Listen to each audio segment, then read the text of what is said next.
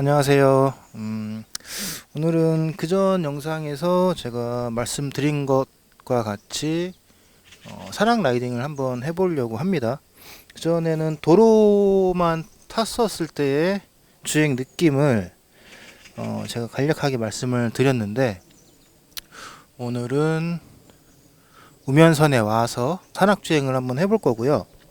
제가 그동안 도로 라이딩을 하면서 지구력을 조금 키워보려고 노력을 했으나 단기간에 체력을 끌어올리는 것은 많이 힘들더라고요.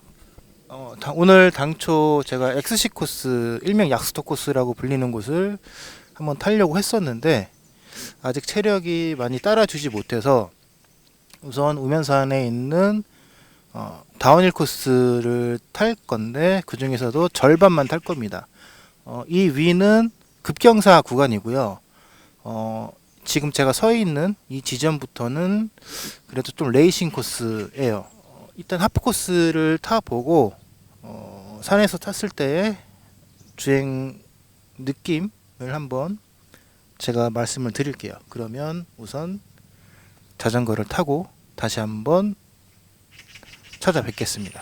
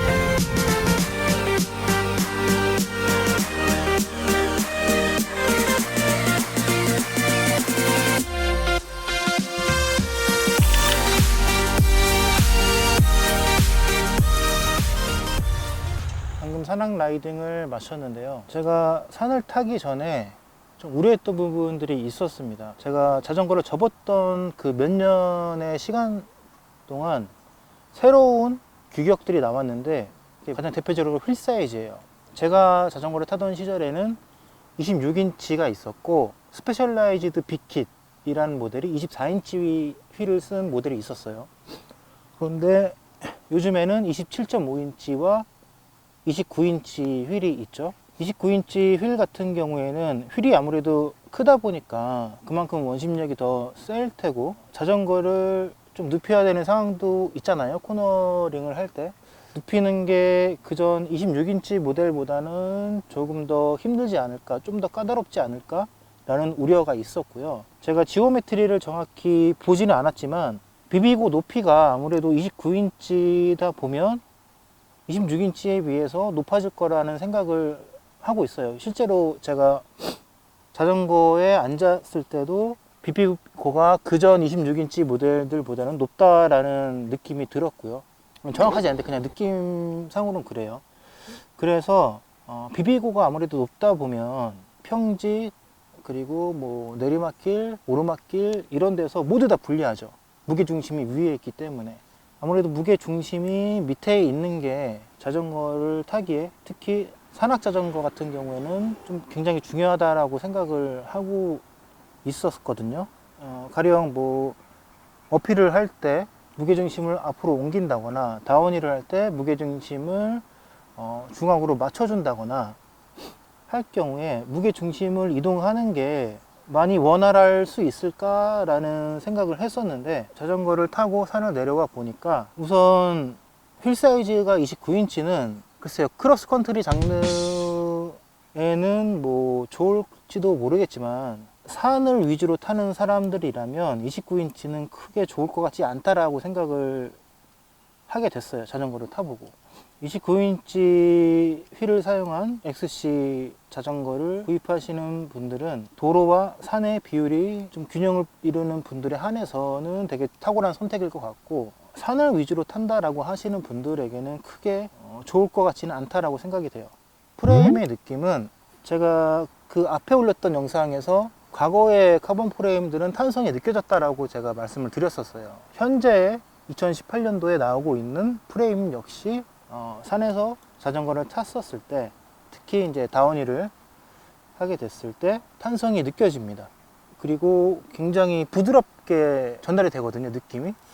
브레이크 같은 경우에는 제가 그전 영상에서 브레이크 SLX라고 말씀을 드렸었는데, 제가 다시 보니까 데올의 브레이크더라고요. 그래서 그 부분은 약간 정정을 해드리고, 데올의 브레이크가 짧은 구간의 산을 타기에는 나쁘지 않습니다.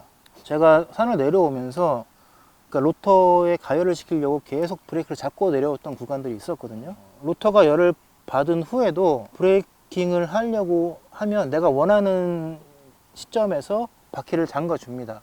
물론 이제 더 긴 코스에서 타보면 또 어떤 제동 성능을 보여줄지는 모르겠지만, 이 우면산 코스를 기준으로 해서 충분한 제동력이 나오고 있고, 다만 로터가 열을 받게 되면 유압실 안에 오일도 같이 열을 받게 되잖아요. 이게 과거에도 이런 현상이 일어났었는데, 시마노 브레이크들이 오일이 열이 받으면 레바감이 좀 무거워진다라고 해야 되나? 레바가 좀 덜 먹어요. 브레이킹을 했을 때 기존에는 뭐 브레이크를 하면 레바가 이만큼까지 먹는다고 예를 들면, 오일이 열을 받게 되면 한 요 정도까지밖에 움직이지 않습니다, 레바가. 그래서 사실 이 레바감이 변한다라는 것은 굉장히 치명적인 거라고 생각을 하거든요. 제가 그전 영상에서도 제가 말씀을 드렸었지만, 포뮬라사의 브레이크를 되게 좋아한다고 말씀을 드렸었잖아요. 포뮬라 브레이크는 로터에서 열이 발생을 해서 오일이 뜨거워져도 레바감이 변하지가 않습니다. 항상 그 부드러운 레바감을 유지를 해주고, 물론 분리등을 해서 세팅을 또 해야 돼요, 사용자에 맞게. 레바감이 변하지 않는 거에 대해서 많이 익숙해져 있고, 몸도 거기에 기억을 하고 있었고, 그런데 갑자기 레바감이 변해 버리니까 이질감이 좀 많이 들었었습니다. 레프티샥은 모르겠어요. 이거 10년 전에 나왔던 샥이랑 뭐가 다른지 모르겠어요. 카본 4 모델에 장착되어 있는 레프티샥은 안 쓰는 게 좋을 것 같아요. 그냥 제가 만약에 이 자전거를 구입하기 전에 이 샥에 대한 느낌을 알았더라면 전 이 자전거 안 샀을 거예요. 그 정도로 샥이 좋진 않아요. 그냥 전형적인 에어샥의 느낌이기는 하나, 샥을 세팅을 한 상태임에도 불구하고 샥이 많이 푹푹 꺼진다라는 느낌이 들고, 샥이 충격을 흡수하고 리턴을 하게 되잖아요. 그 반응이 영민하지 못한 것 같아요. 레프티샥은 그냥 패션용으로 치부하게 될 것 같습니다.